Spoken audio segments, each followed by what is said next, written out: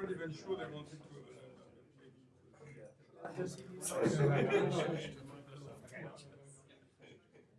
Really not the same kind of parameters.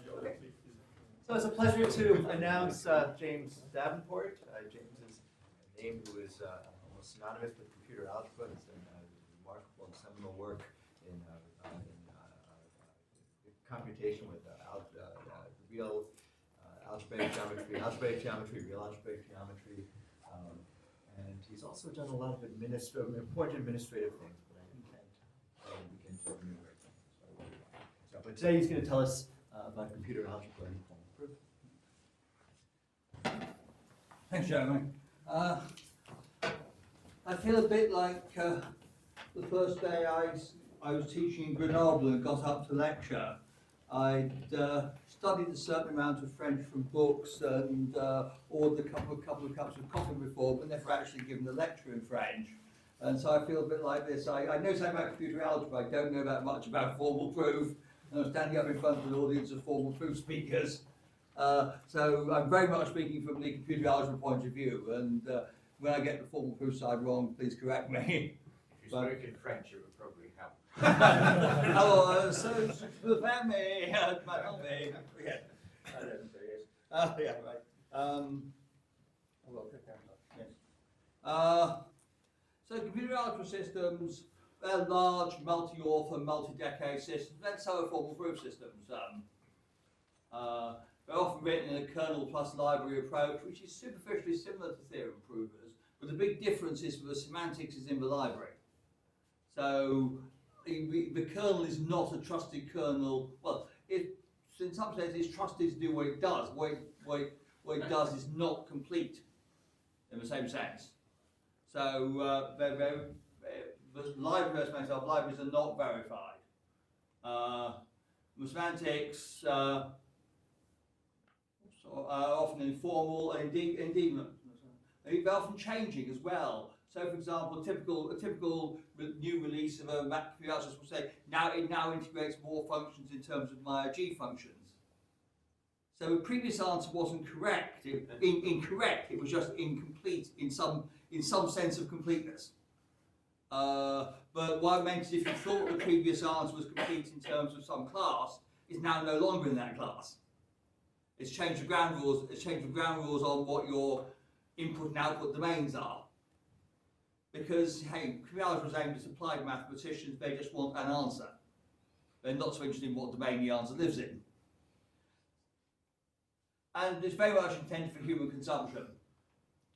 And therefore, in some sense, you just can't import these into a theorem prover as proven lemmas. Doesn't mean the two fields can't talk, not at all. The fundamental reason why they ought to talk is that it's generally, not always, by any means, but generally easier to verify a result than to derive it. And you go off, ask the algorithm system to derive something, and then you check whether you believe it. And there's a wonderful discussion about this in John Harrison and Lorne Thierry's paper, A Skeptic's Approach. That's well worth reading. And particularly they talk a lot about the question, about the point that I say it's generally easier to verify the result and derive it, but of course you end up being in the NP versus co-NP and that sort of end of the spectrum. But intuitively it's generally true. The precise nature of cooperation will depend critically on the nature of the computation being considered. This is probably the key point I want to make. It doesn't make sense to ask the question, can computer algebra and theorem provers cooperate? The answer to that is always sometimes. The question is, can they cooperate over this calculation or that calculation or whatever? And so what I'm supposed to do in the rest of this talk is talk about some of the calculations computer algebra systems do and explore the nature in which they could or could not be interfaced. But I say my fundamental lesson is it's not one size fits all. So let's take the first one, basic common divisor of two polynomials. And here the first remark is there's really two separate assertions. The first assertion is that G divides them both, and that's implicitly probably over the integers.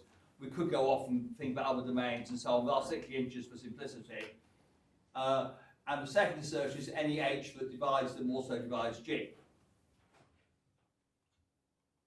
Another point, of course, is that G is actually not unique. While we always talk about the greatest common divisor, we all really talk about a greatest common divisor. Computer algorithms tend to enforce uniqueness by making the leading coefficient positive, but this now depends on the definition of leading coefficient. So we're now no longer talking about an abstract zx1 through xn, but a specific zx1 through xn with a certain ordering on the monomial such that the word leading makes sense. And if this really matters to you, there's probably going to be some quite tricky communication over what we mean by leading. So I'm just warning you, there's a minefield here.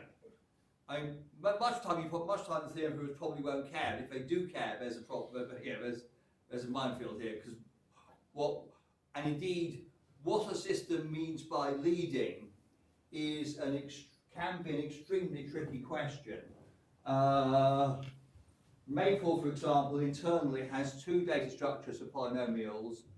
One for if there aren't too many variables and the degrees aren't too high, such that it all packs nicely into a 64-bit word. And that's got one definition of leading. And then there's a more general data structure which deals with all polynomials with index variables and so on. And that's got a different definition of leading. And in both cases, you can sort of change it by the back door. Yeah. But by and large, I would hope this didn't matter to a theorem prover. I'm just warning you that if it does, there's a problem. How do you verify it? Well, I say it's two assertions. So assertion one, you could just go off and verify that G does divide F1 and F2. Not too difficult, but you might actually find it easier to ask the system to give you back H1, which is F1 over G, and then verify the product. And systems will normally do that for you. You necessarily just write two lines of code that says compute H1, compute H2, return with the package. But I mean, in theorem, my understanding of theorem is generally easier to verify a product than it would be to do a long division.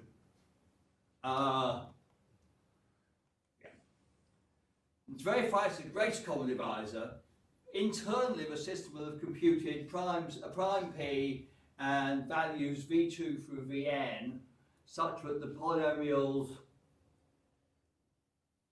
such that the HIs, i.e. FOG, are relatively prime and have the same degrees as the original, and then you can do Euclid, should it be H's or F's?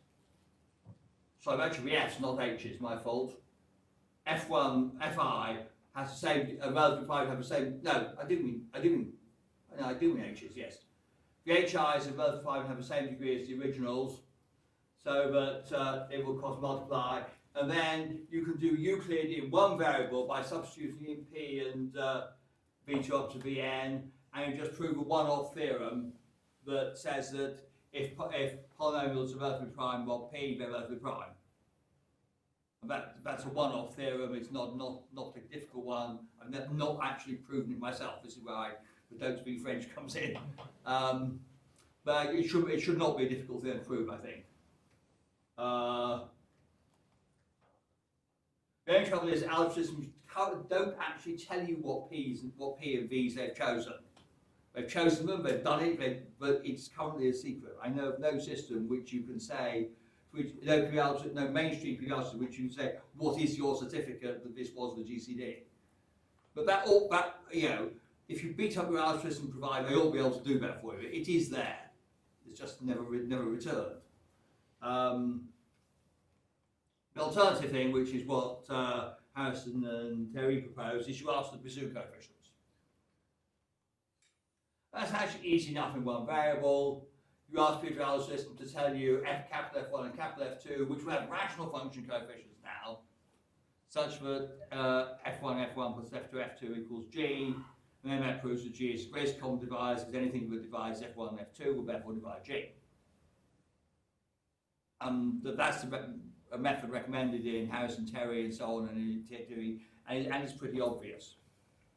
The only trouble is it doesn't scale very well. What you actually need in n variables is for each I, you need F1, I, and F2, I, which are polynomials in xi, but rational functions in all the rest.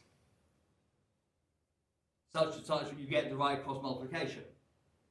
Because you can't do that over polynomials.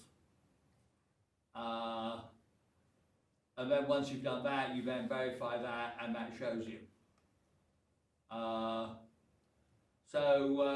In n variables, I would actually probably, if you don't care about contents, if you only really care about GCD with respect to one particular variable, you don't care about contents and others, then it's much easier, of course. If you really care about GCD in n variables, then you've got to verify that it's correct in all n,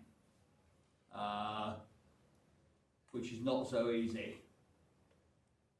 So in fact, I would probably be inclined to think about the evaluation route if I could persuade my algebra system to tell me the evaluations.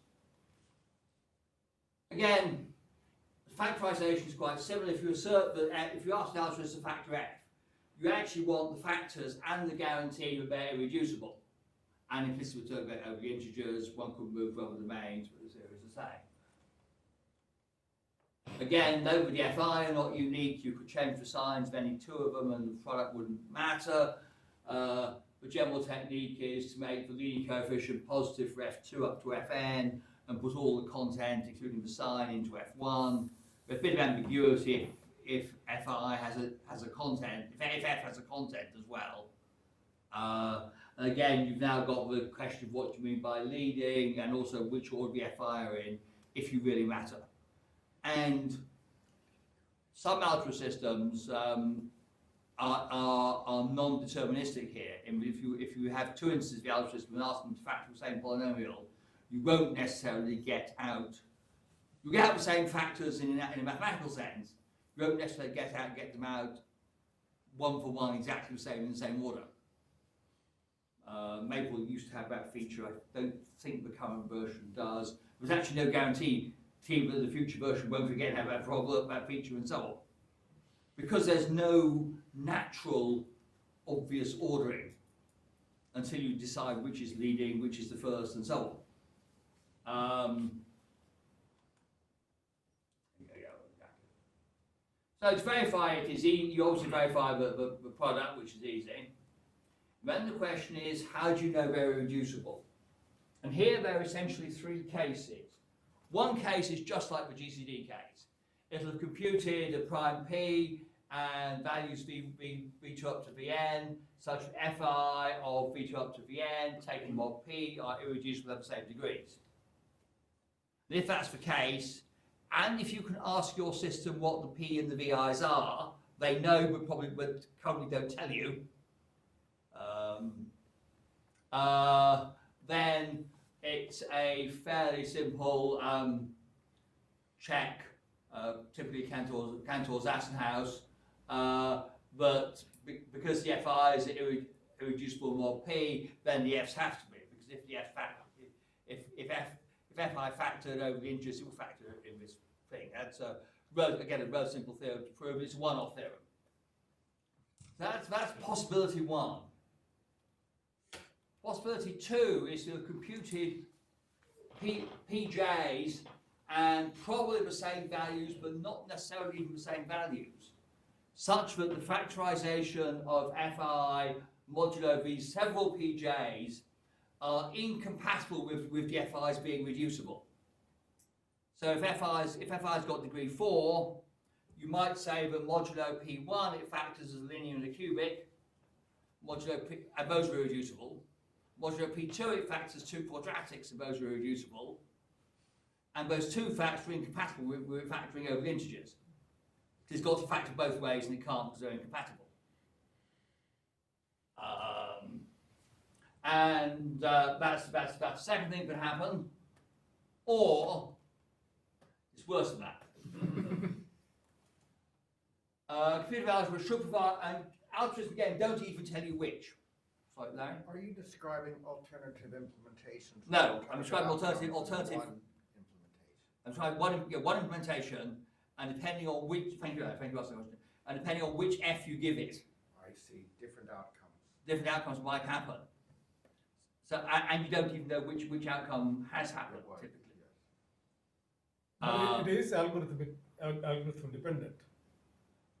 Yes, so, but for any, There is no algorithm which will guarantee always produce a type 1 certificate. Yes. And yeah, precisely which algorithm you give it, and for example, which choices of various tunings it has, might influence which one it will give you. And indeed, it might give you a different one, the same algorithm with different random numbers might give you a different answer on different days.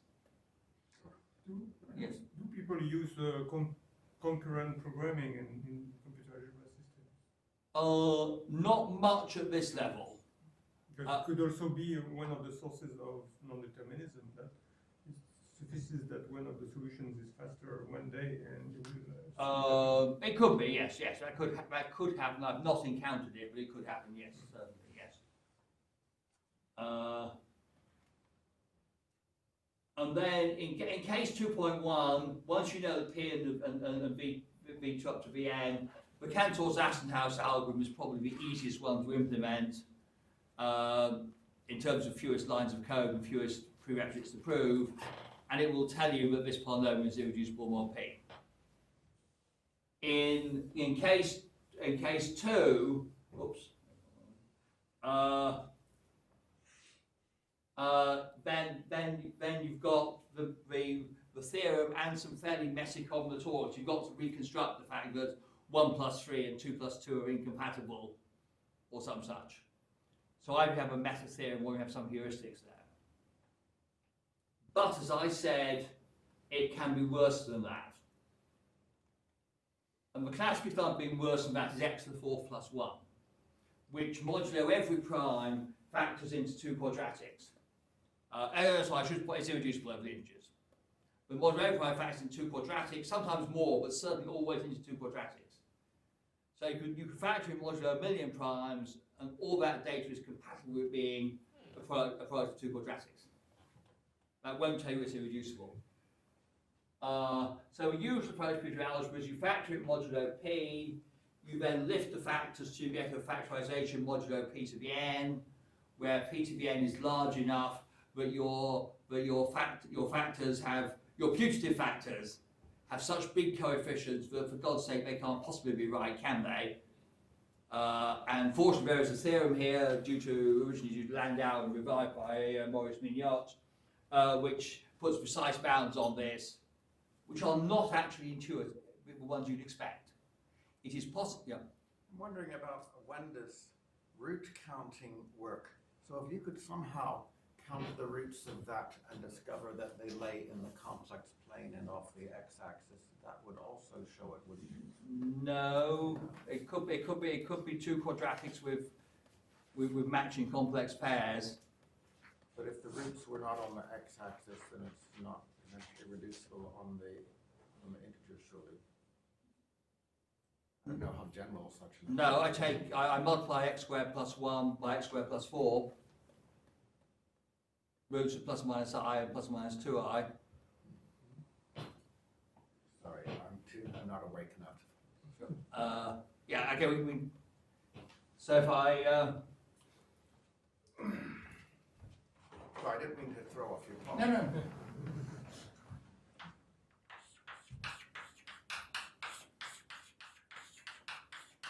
That's got roots of plus or minus I, and that's got plus or minus 2i. So it doesn't have linear factors, but it still can have Yes. factors, yeah. Sorry, yes.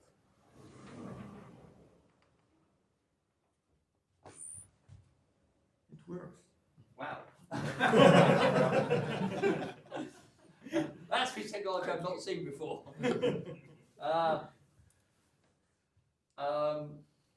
So there are, but the point is, it is possible for a polynomial to have factors with coefficients bigger than the polynomial you start with. You can get a certain amount of cancellation. So the obvious bounds are actually wrong. And there is a theorem due to Mignot, based on work of Landau, which actually gives you bounds. So you can say, if the factorization mod P to the n implies the factorization of integers must have coefficients at least this big, and that's too big, you can say, therefore it must be irreducible. An alternative approach would be you ask the computer algebra system to find you a P that's big enough such that the factors mod P already violate Landau-Mignon. If I were doing that interfacing, I'd probably go down that route rather than try to ask myself to verify Hansel's lemma in my computer algebra system. And there will be P's big enough such that that can happen. What do you mean by verifying Hansel's lemma in my computer algebra system?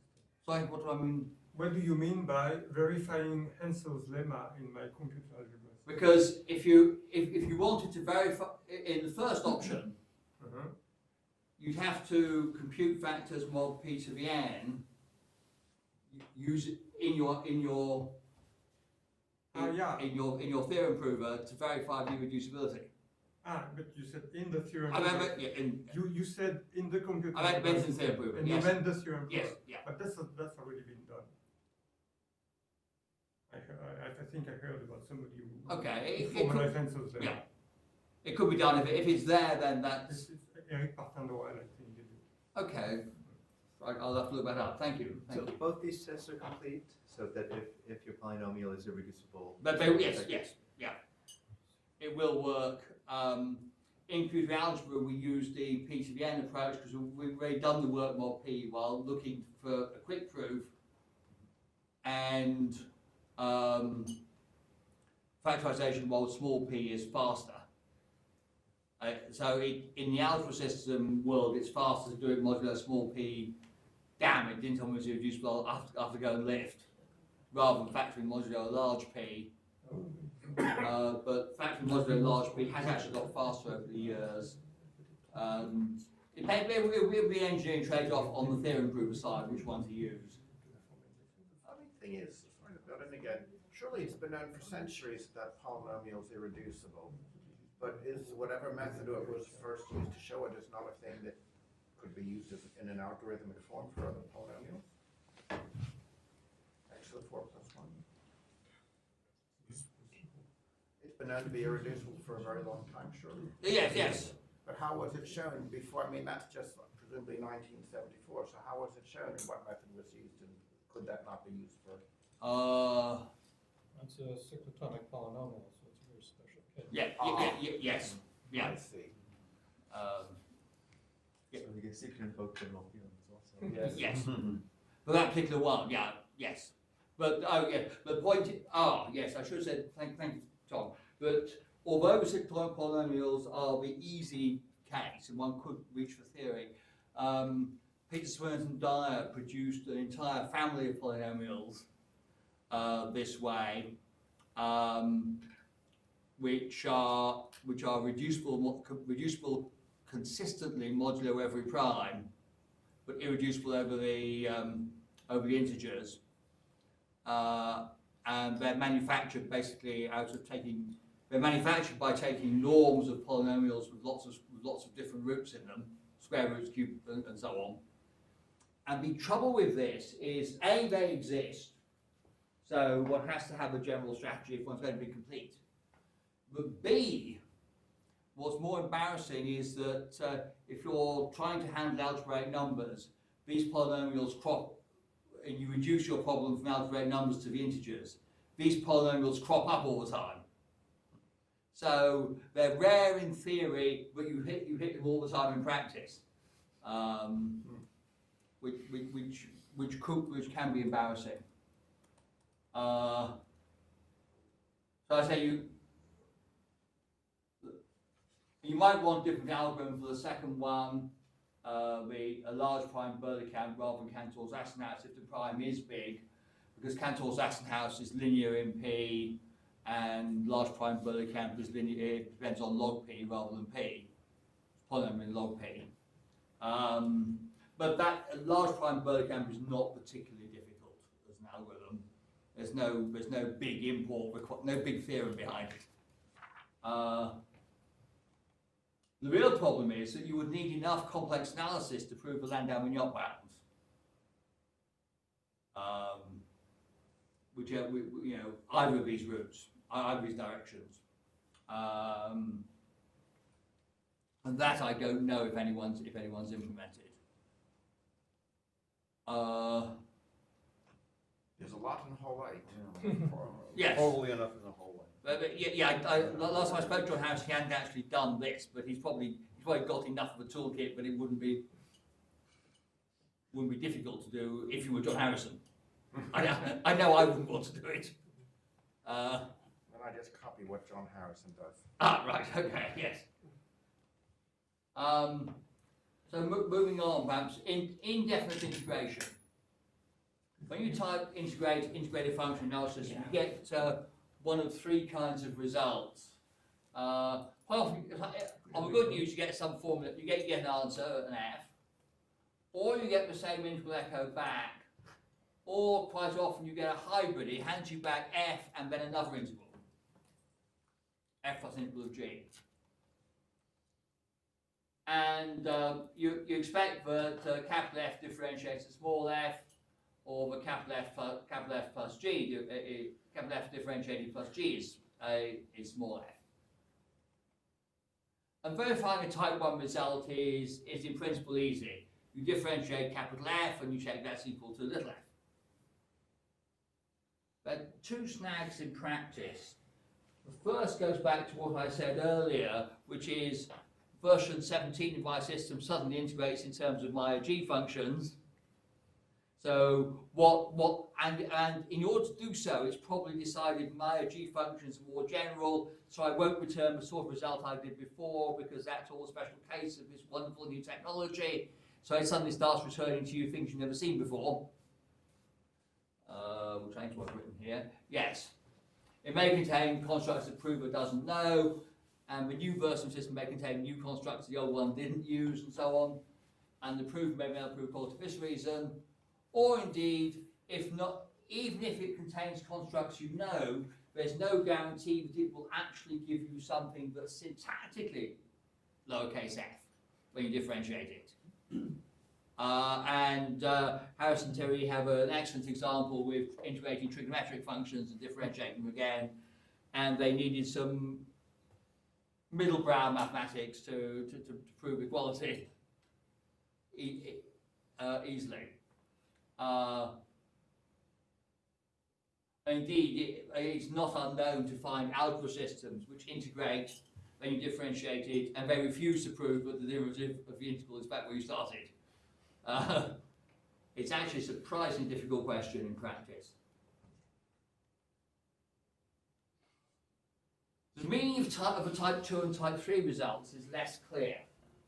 There are classes of functions, for example, Rob Risch proved it practically 50 years ago for elementary transcendental functions, that allow you to make formal assertions. There is no capital F in my class C which differentiates a small f.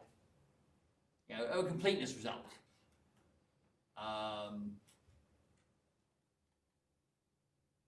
Such theorems are relatively complicated. They're actually purely algebraic. With differentiation at this point is a purely algebraic operator. I'm saying nothing about the interpretation in terms of epsilons and delta or anything else. It's anti-differentiation in the purely algebraic sense. The theorems are purely algebraic. They're actually, though, quite difficult, and I've not met any attempts to formalize them. And the implementations of these in algebra systems tend to be incomplete. In fact, I know of no utterly complete implementation.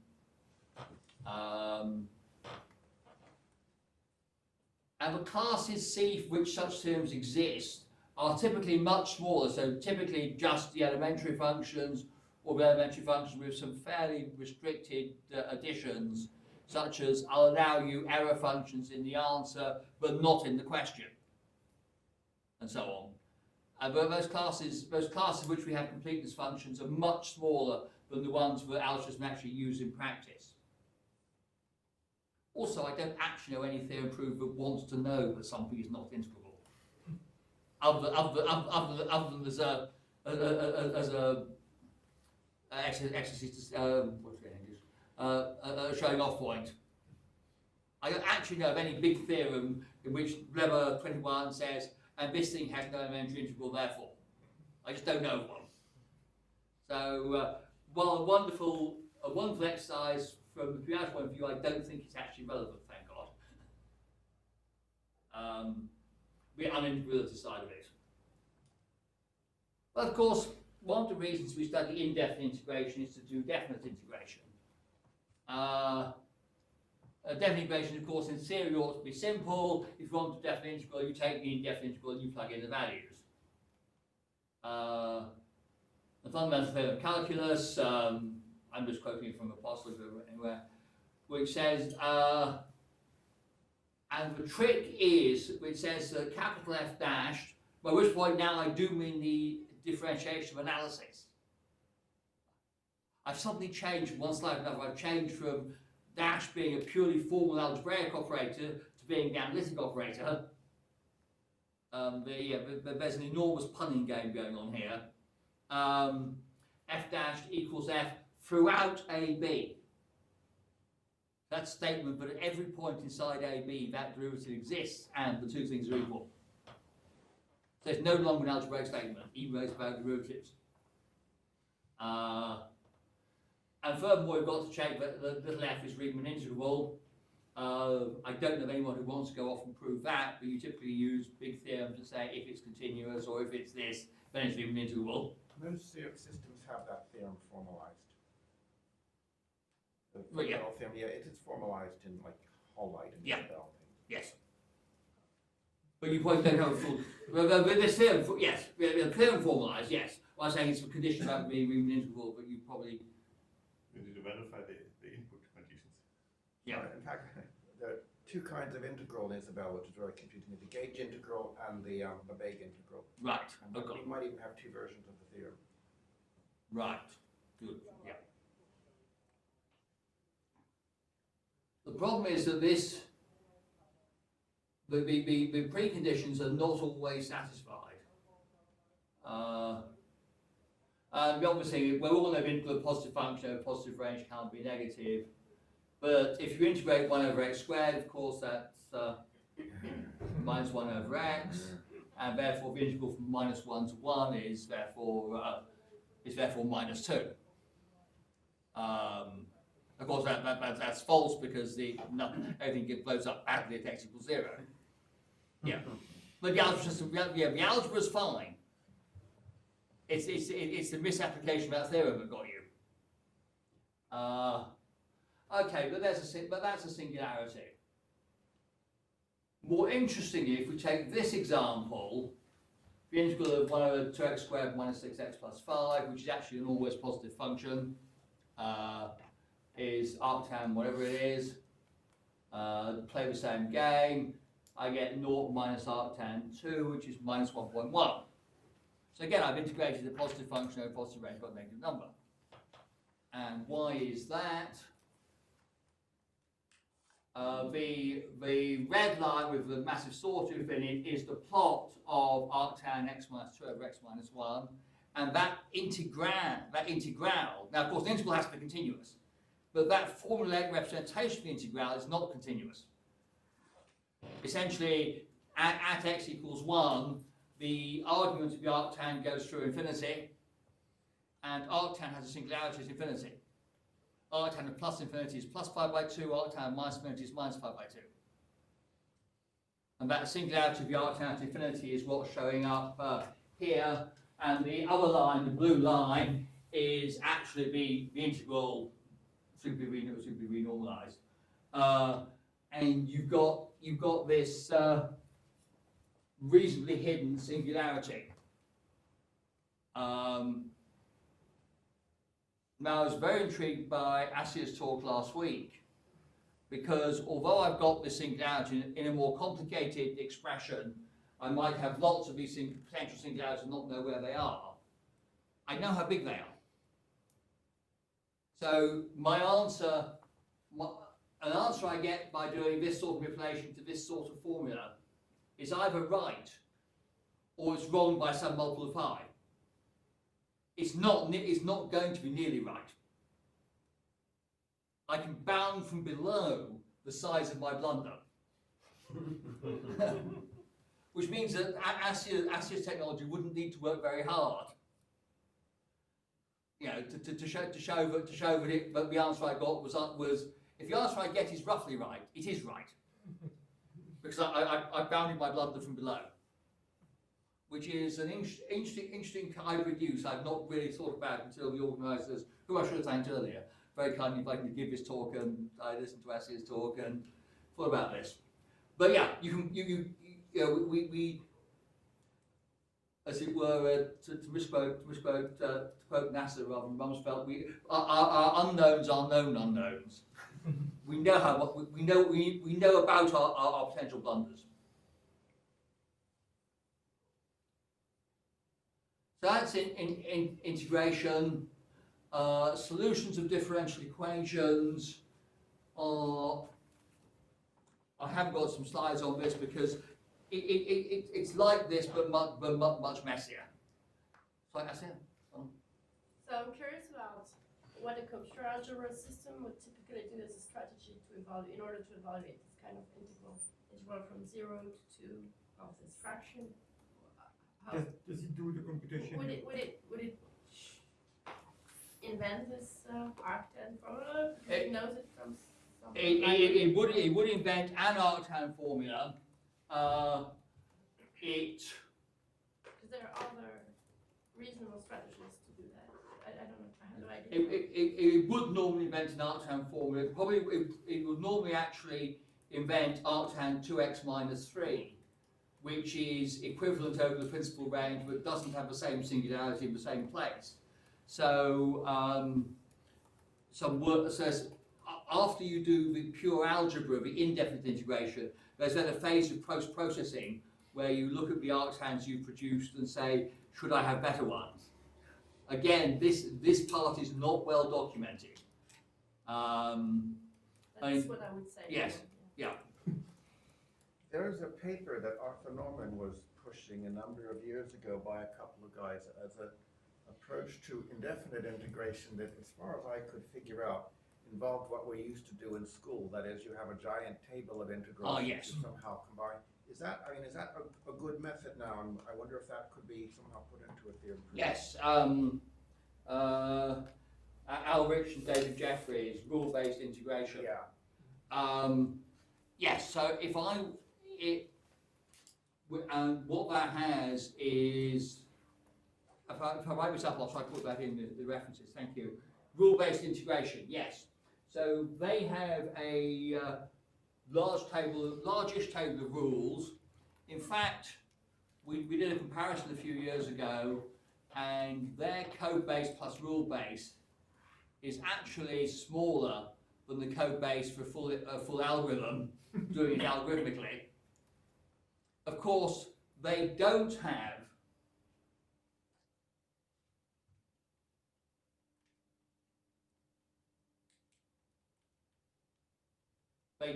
the completeness theorems. All they'd never say is my rules didn't match it. And that's why the algebra show-offs don't like that approach so much. However, you're absolutely right. Well done, Arthur. Yes, it is. If I were trying to set up a theorem prover, and therefore, as I've said here, I'm actually not interested in negative results, I've got no use for it, I'll just do something different if I get a negative result, then I would be very much inclined to go for the rule-based one, because they put lots of effort into their rules, into saying that these have no singularities. And you could conceivably augment it with explanations of some formal way so that you know what to do with your result. Some kind of certificate. Well, the certificate typically will be with differentiation, and these formulae also tend to differentiate well in the sense they don't have the same obstacle as Harrison Thierry came across, where it differentiates them but didn't look the same. Their formulae tend to differentiate well, and you could attach, in the old case where they didn't, you could attach some kind of hint, you know. Exactly. Hint. So you could imagine, though this has not been done, you could imagine a system of the form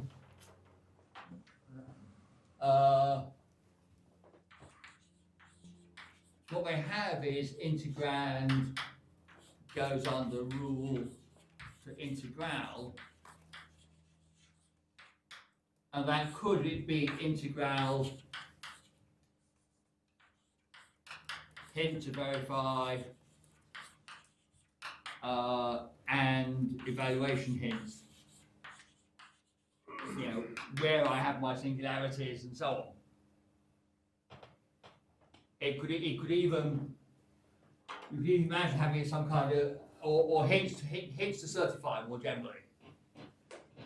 And because it's rule-based, that should, you know, you can imagine a richer output format like that.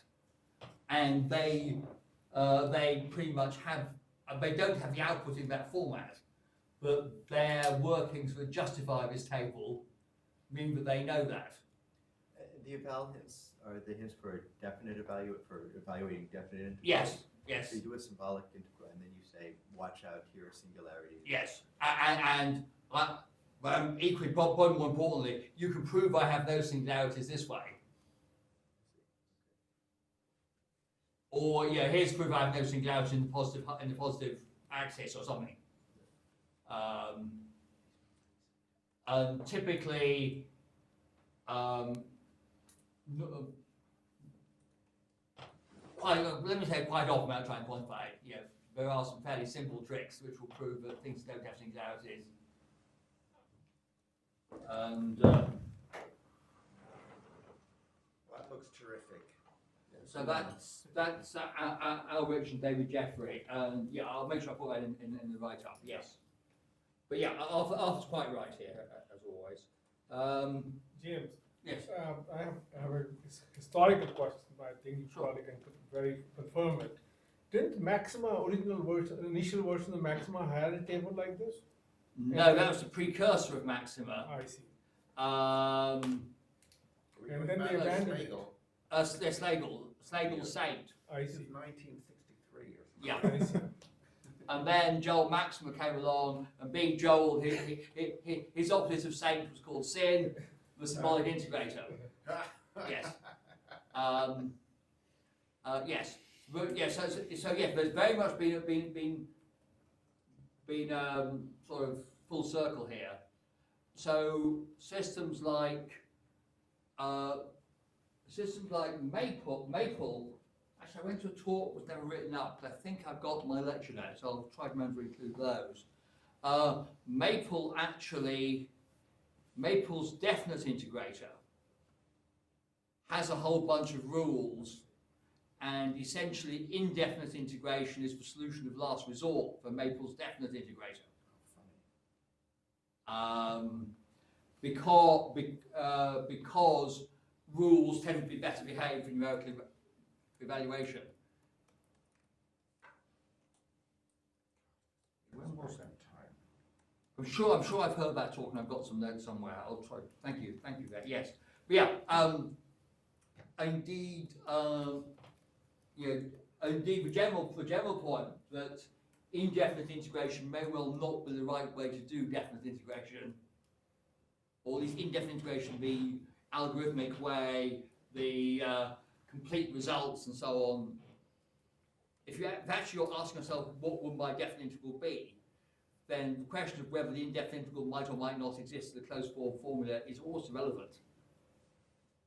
So I say Maple regards it as a last resort, rather than the first resort.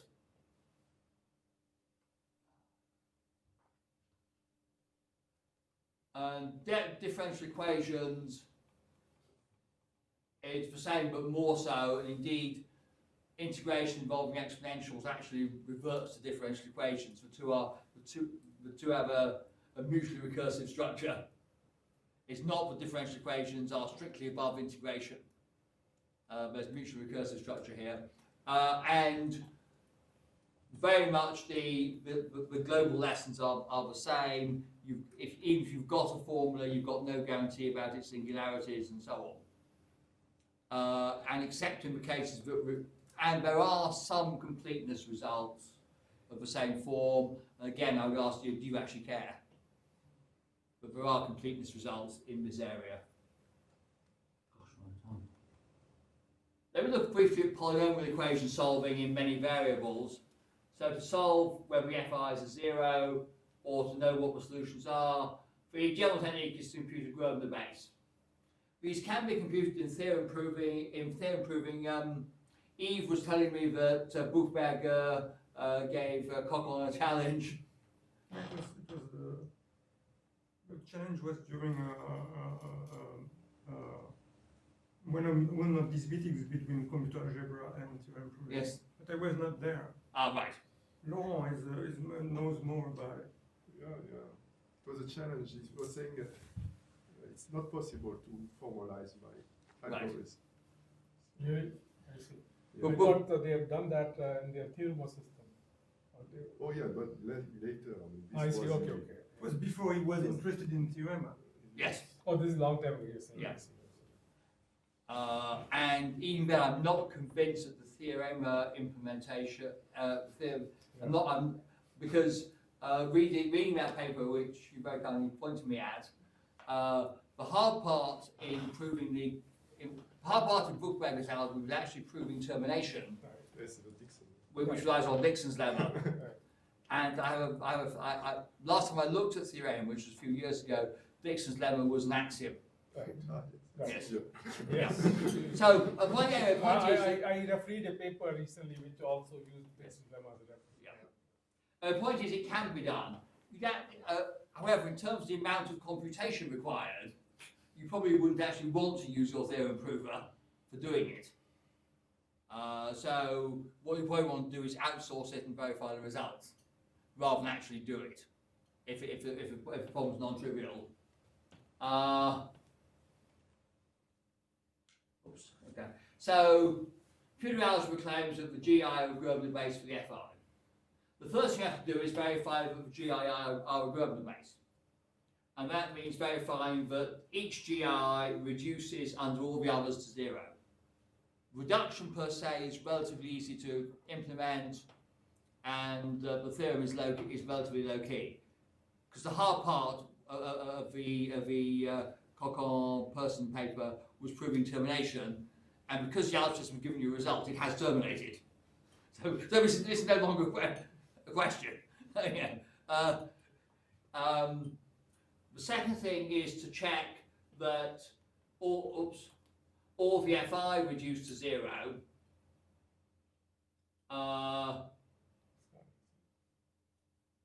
And that's what I call TP2, and that's quite simple. That proves that the GI are possibly an overkill Grosvenor base. Then you've got to prove that they're an underkill. For that, very much what you want is the same thing you did with GCD, because Grosvenor bases are a generalization of GCD. You ask for the Bezout coefficients. At this point, the Bezout coefficients it is actually straightforward in principle. Just verify that each GI is a linear combination of the FJ. There's some problems in practice. One is, unlike the GCD case, I know of no algebra system that produces the Bezout coefficients. The second one is that you probably wanted a lexicographic ordered Grosvenor base, because that's the one from which you can read off the solutions. And the typical pure algebra system does that by doing a total degree Grosvenor base, then doing a degree conversion algorithm, and it won't produce you Bezout coefficients for that converted Grosvenor base. And the third problem is that the Bezout coefficients may be extremely large. They may in fact be exponential. Can you say in a sentence what a total degree Grosvenor base So, is? okay, right. So the Grosvenor base depends on the ordering you put on the monomials. And so, so if you have a total degree ordering on the monomials, then most total degree, and then you reverse lexicographically sort them within terms of total degree, then that's generally believed the most efficient algorithm in general. There are counterexamples around, but it is the most efficient one in general. But it's not triangular in the sense you can't read off the solutions. What you want is lexicographic one, so you've got one polynomial xn, and then for each root of that you've got one polynomial xn minus 1. You've got essentially a generalized triangular matrix, and that's for lexicographic order. But lexicographic is much harder to compute, so we don't compute it directly. We do a total degree, then we do a conversion algorithm, and the conversion algorithm does not convert the Bezout coefficients. It could be made to. But A, it doesn't, and B, you've got potentially a doubly exponential blow-up. It's possible, this goes back to Maya, that the Bezout coefficients might be doubly exponentially larger, doubly exponentially number of variables larger. They certainly can be very large. But equally, on the other hand, having said that, if you've actually got a really large, rather messy groove in the base, what are you going to do with the anyway? So it may well be that in practice, for what's useful to the theorem provers, that's how I don't speak theorem proving, what's useful to theorem provers, you might well actually be able to ask our system for the full Bezout coefficients, but it's not normally implemented. But So- all this is true only for zero-dimensional case you're talking about. Well, no, the root finding is only zero-dimensional, Right. but no, this slide is completely general. Right. This slide is, The FGLM has to be generalized to deal with that. Right? yes, but if you're not using FPLM, you can use the grub and the walk. Right. But again, Yeah, that which does, is a lot more difficult yes. to deal with. But the point is, you don't, well, the theorem prover doesn't need to do that, it just takes the grub and the base. The problem is what it won't be given, and this is the fault of the algebra system. The algebra system is not giving the complete package. But here it's not quite so much the algebra's fault, it doesn't compute them in the first place. They have to be extended quite substantially to compute them. But yes, it could, in theory, output the Bezout coefficients. What about signature-based algorithms? Sorry? Signature-based algorithm, you think they cannot produce these Bezout coefficients either? Well, you'd still normally use signature-based algorithm in total degree. They could.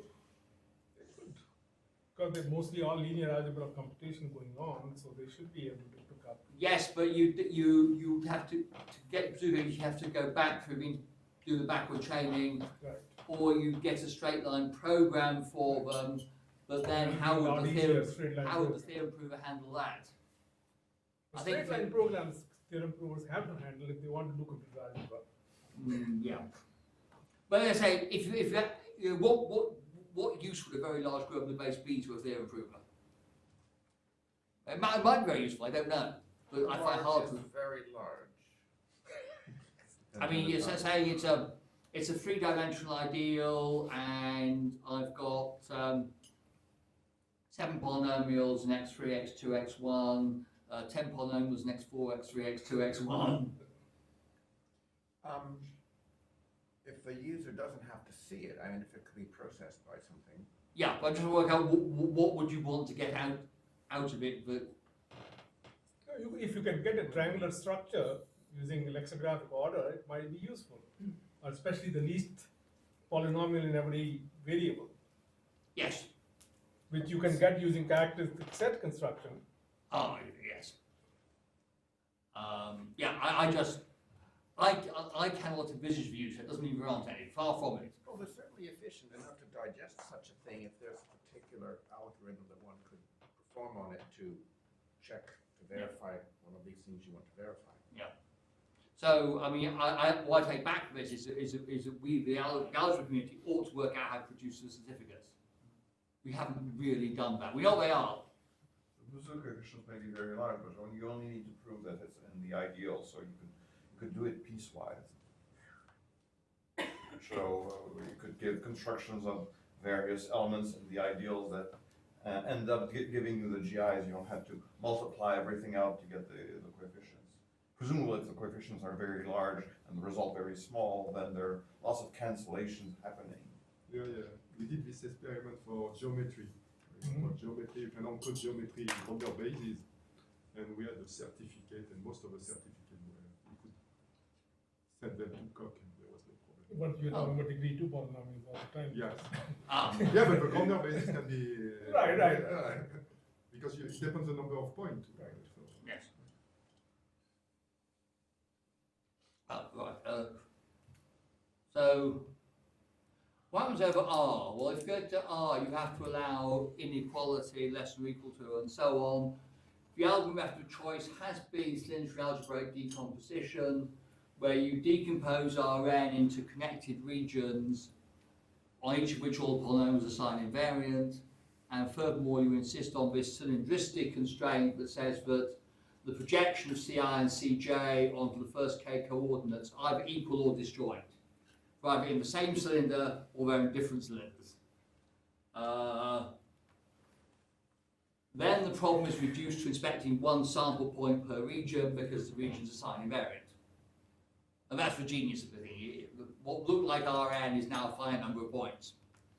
And because of cylindricity, you can also do quantified elimination, because what's true, you look at a cylinder, it's for all you wanted, for all sample points. If it exists, you want to find a sample point, and the whole problem is finite. The initial algorithm was due to George Collins 40 plus years ago. It's had many improvements. Unfortunately, these improvements are not simplifications.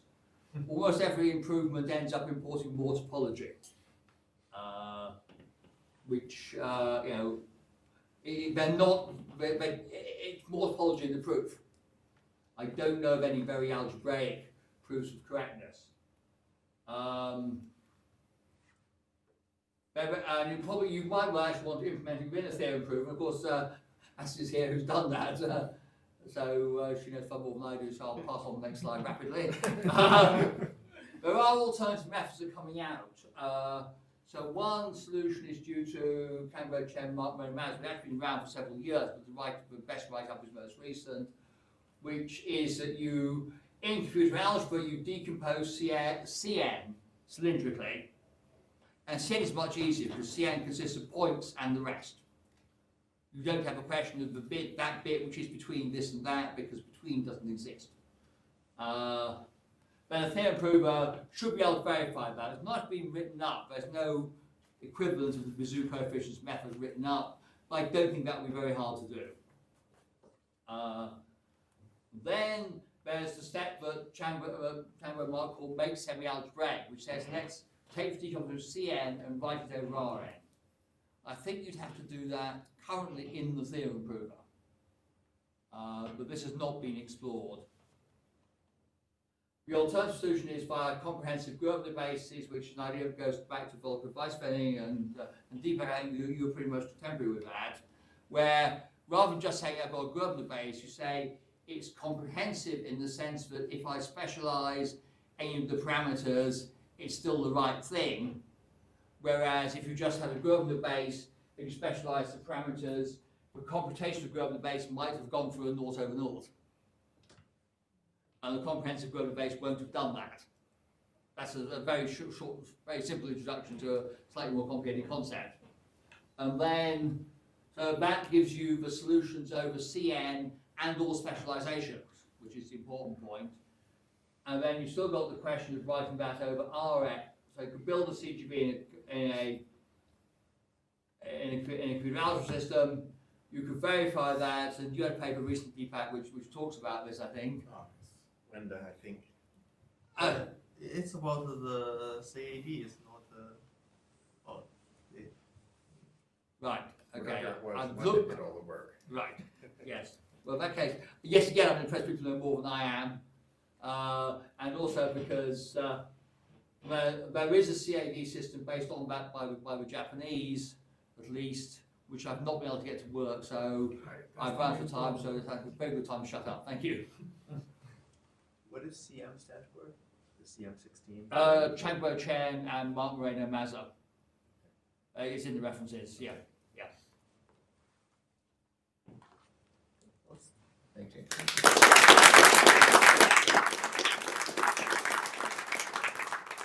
There's been a lot of discussion already, but we can have a little bit more. And James, can you just field the questions? Yeah, sure. Yeah. You talk about certificate or something like that, but it seems that recently the computer algebra community was interested to prove their algorithm correct. So there's some work on that as well, notably the focalized community using COC for some of that.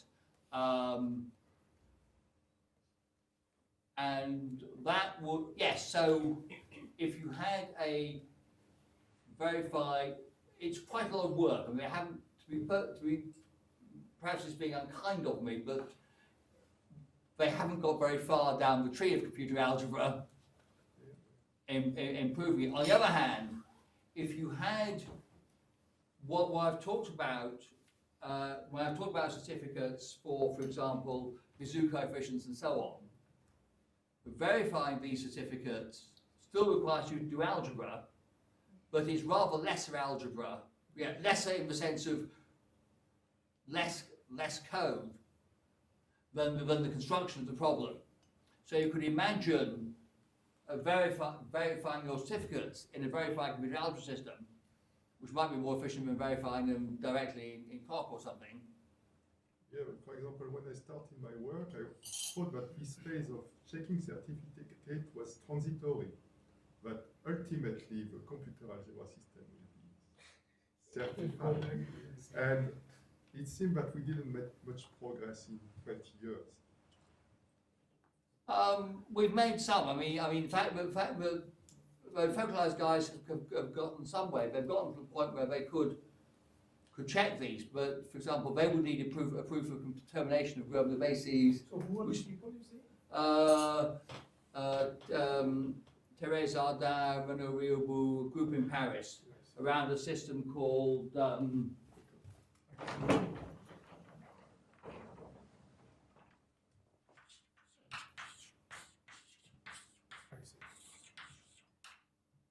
I have the impression that Renaud Riobou moved away from this topic. he gave a talk on it in Edinburgh on Tuesday. Maybe not then.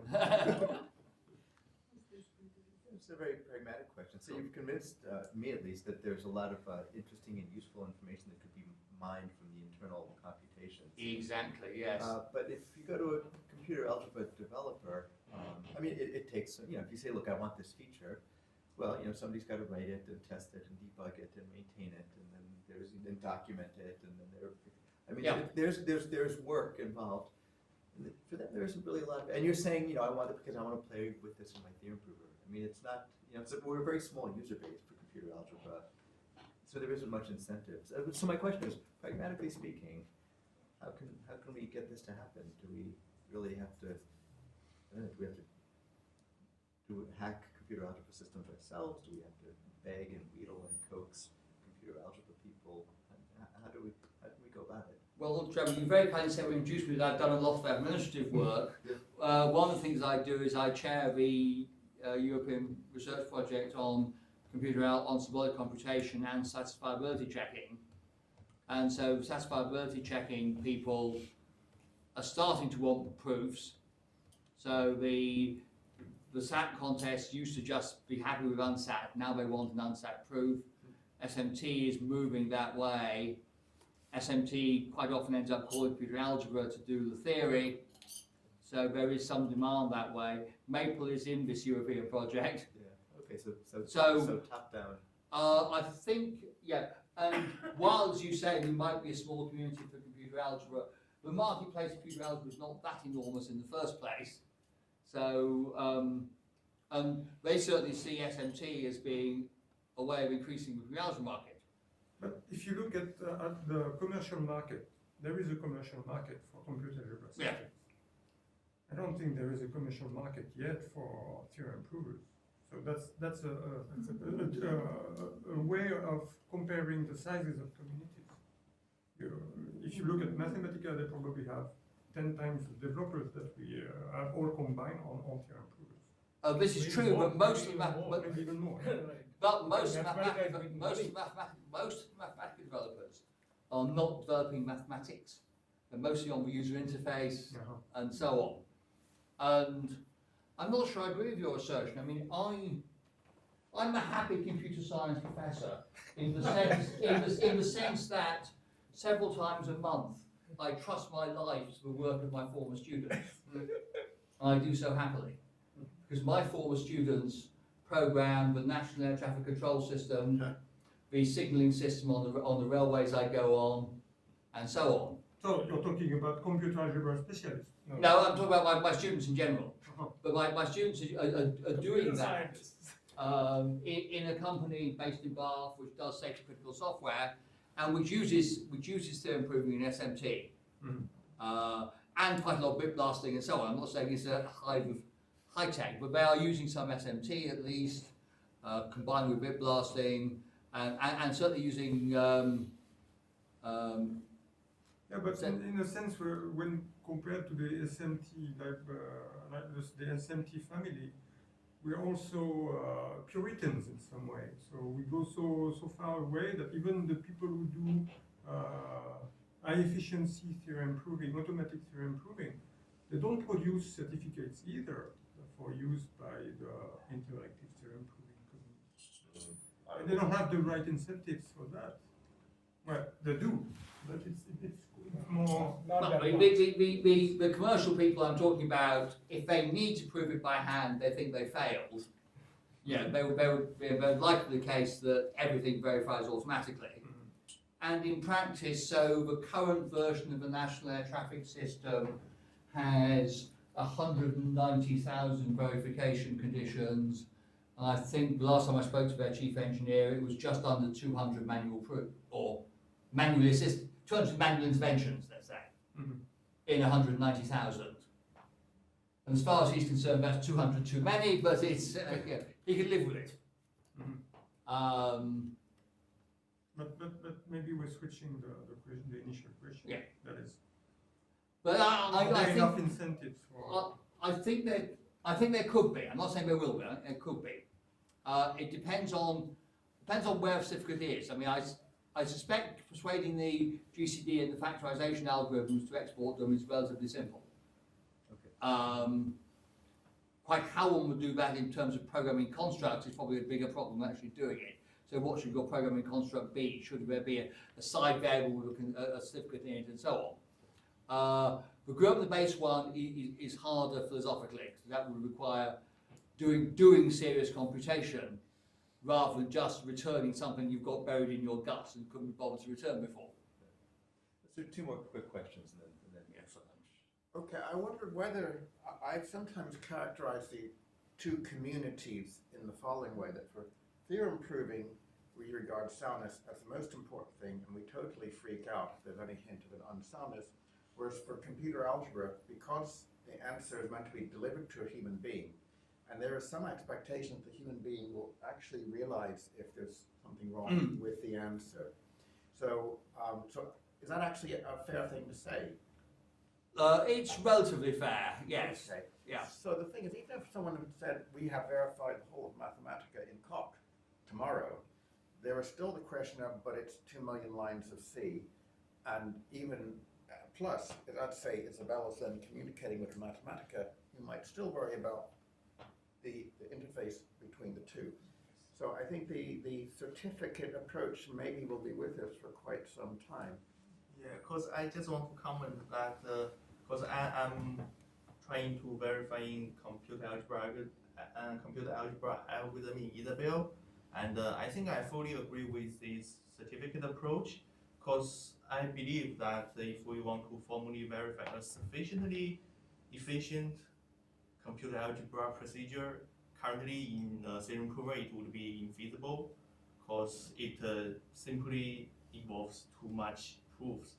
So I believe that we will need this certificate-based approach. But I think the issue is that because people from the computer algebra community, they don't care about certificate, and people from the theorem prover community, usually we don't have the ability to design a good certificate. So I think we need, in the future, we need some communication between this. So should I retitle my paper The Certificate Manifesto? So I had a totally different issue, given that you've seen computer algebra systems develop over the last 4 or 5 decades. What if we use a different representation for polynomials, like straight line programs? And maybe have to redo a lot of these things, but at least the formal methods community claims that they know how to deal with straight line programs. They may claim that. I'm not sure that a large straight line program is any more efficient than a large anything. But I think Kaltofen, for example, did a lot of work on the straight line programs and the factoring and other things like that, but you think didn't go very far, or what? There's some interesting theorems due to the group around Marx Justine, which point out that yes, if you only accept linear representations in the input, then you can have compact output in straight line programs. If you allow straight line programs in the input as well, then you still get exponential blow up. So only if you ask a biased question do you get a good answer. So I'm not convinced. So who's this? Mark Justine. I see. I Yes, think yes, he was I yeah. know. I just wanted to point out that the Jan Jovanovic and Leonardo De Mura had an implementation of a cylindrical algebraic decomposition called NLSA, Yes. for nonlinear satisfiability. And I noticed it was not in your list of implementations of CAD. Is there some Yes, because reason? because it doesn't give you a full CAD. It gives you enough to answer a purely existential question. Okay. That was a slide I didn't do so amount of time. So yes, so an LSAT will answer purely existential question. Yes. What it won't do, and last time I spoke to Joanne, just what I was saying, it can't build a structure that's cylindrical to do for all there exists. But the idea behind an LSAT's been taken up by Chris Brown, who has a paper that will produce he says it produces a single cell in a CAD. This is not actually true. It produces an object that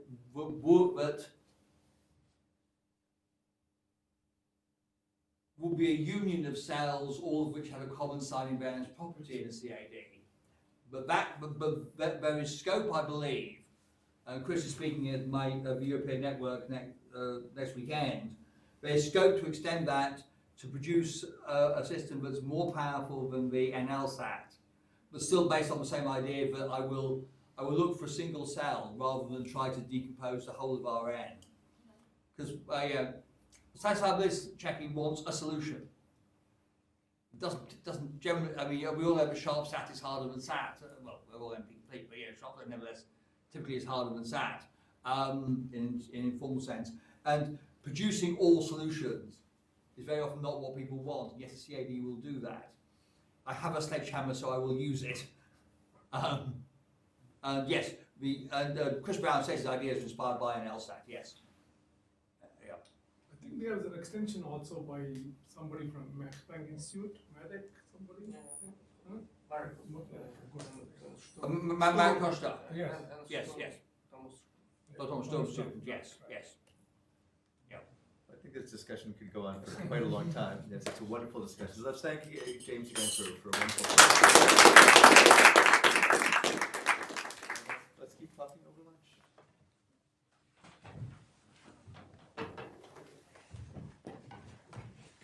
I wanted to mention too,